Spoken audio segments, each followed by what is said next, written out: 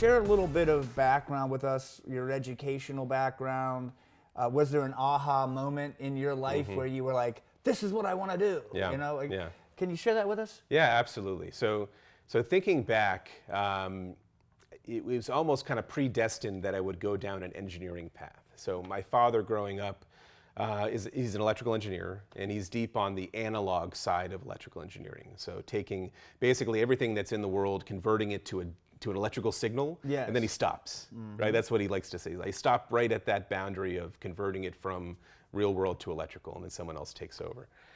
So he had me tracing circuits, you know, digging through the box of electrical components to build little circuits when I was, you know, very young. So I always knew that that was exciting, and I was interested in that. Through high school, I actually got really excited about physics.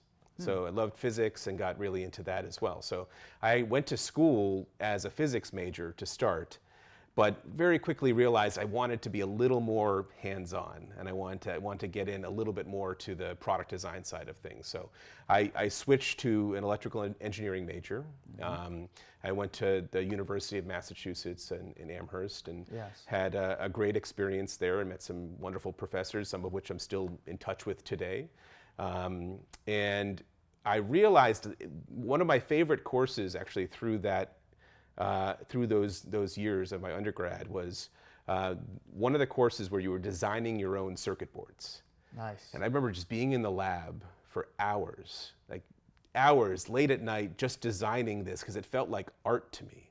And it felt like this fusion of, okay, there's this puzzle I have to figure out. And that really stood out to me because I realized as I went on that it was that aspect that I got the most excited about, solving a problem, right? Here's something I need to achieve, I can solve it. You know, I just have to read a variety of different, what's called data sheets about various components, figure out how they all connect together, use the knowledge I've gained over the years of education to figure out, okay, this is how they should work, test it, build it, assemble it together. So there's something here. In the later years of my undergrad, I started interning in the radio astronomy lab.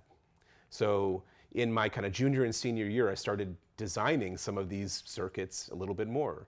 And it was a really great experience because this lab was small. There's 3-4 of us. Each person had to manage their own library of parts within the CAD system. They had to design their own circuits, design their own boards, have them fabricated, assemble them themselves, test them themselves. Good. Right? Yeah. Every step of, in a small shop, right? Smaller scale, but you have to do every step of the process.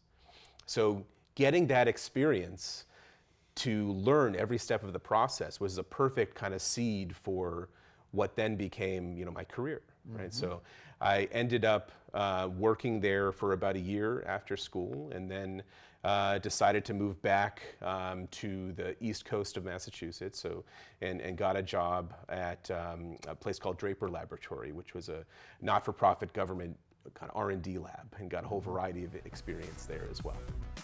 For more information on the innovations shaping our world, visit tomorrowsworldtoday.com, check out the Tomorrow's World Today Facebook and Instagram pages, or subscribe to our YouTube channel.